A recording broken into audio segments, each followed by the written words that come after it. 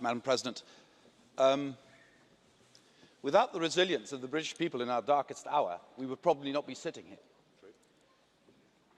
My country also is grateful for the freedom British soldiers brought to our shores.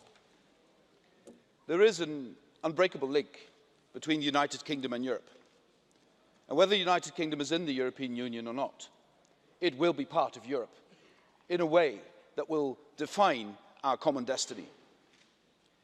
Now, it pains me to see the United Kingdom as divided as it is today. The division caused by Brexit has a paralysing effect on British society. And I will remain eternally grateful, not just for our liberty, but also for the British teachers I had as a young lad, who taught me to love British literature, art, who taught me the British language, the English language. And this will not change, whatever happens. But I want to make one thing perfectly clear in reaction to what was said by Mr. Kamall and by Mr. Farage.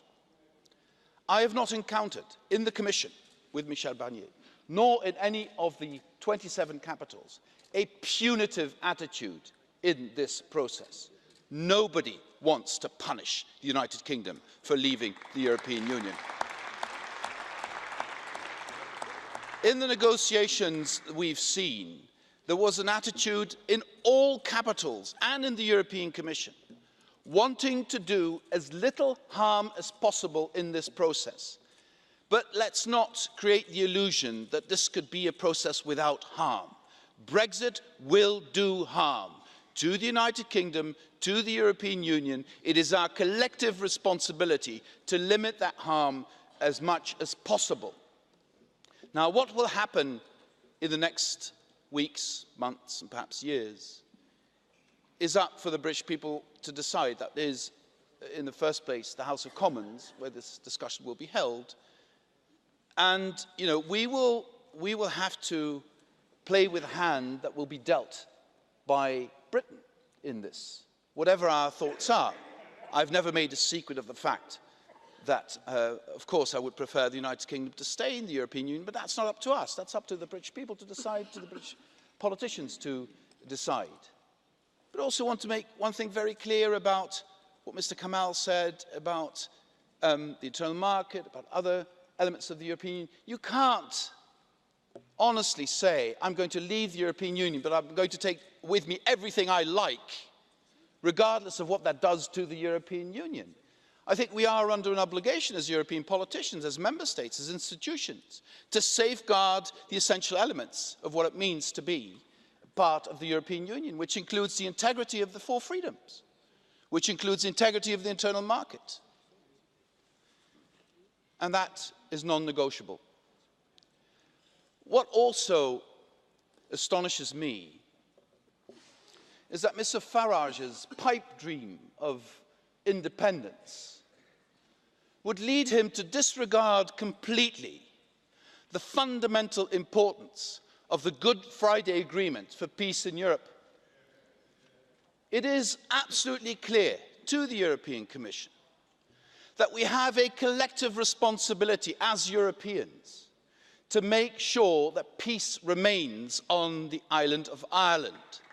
And for that peace, in our analysis, it is essential that there are no hard borders in Ireland. And therefore, we need the backstop. That also is non-negotiable. And it's mind-boggling. It's encouraging, on the one hand, that we have this level of European solidarity, that no one in the 27 capitals will throw Ireland under the bus under any circumstances. But it's mind-boggling that so many people in Westminster would not see the essential value of the Good Friday Agreement, and for their pipe dream would sacrifice stability and peace in Ireland.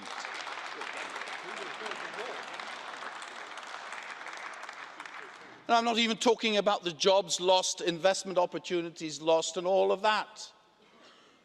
And it would have been honest in this campaign that led to the Brexit vote, a vote we respect, if they'd said, we want this so much that we don't care that you lose your job, that we don't care that investment will be lost, that we don't care that there will be havoc in the NHS, that we don't care that there will be havoc on the roads. We don't care, we just want this, regardless of the consequences. That would have been an honest Brexit campaign.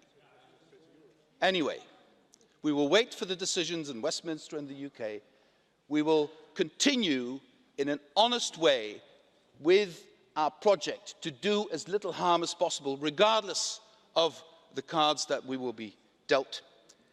And Mr. Kamal quoted the Eagles. Let me stay closer to home and quote the Rolling Stones. You can't always get what you want, but if you try, sometimes you might get what you need. Thank you.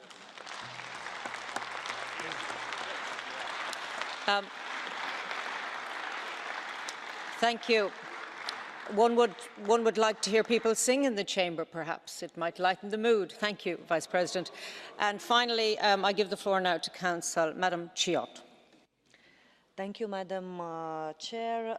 Honourable members, ladies and gentlemen. We obviously have to be hopeful that the parliamentary process in the UK will lead to an outcome conducive to an orderly withdrawal, and we have to be as supportive to this process as possible.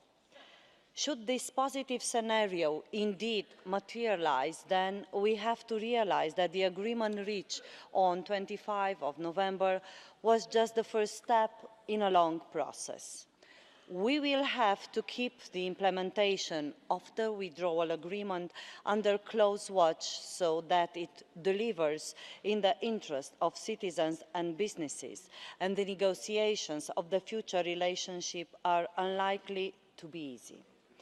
We will therefore count on your cooperation at all the stages of these processes in the years to come. Thank you very much once again for your attention.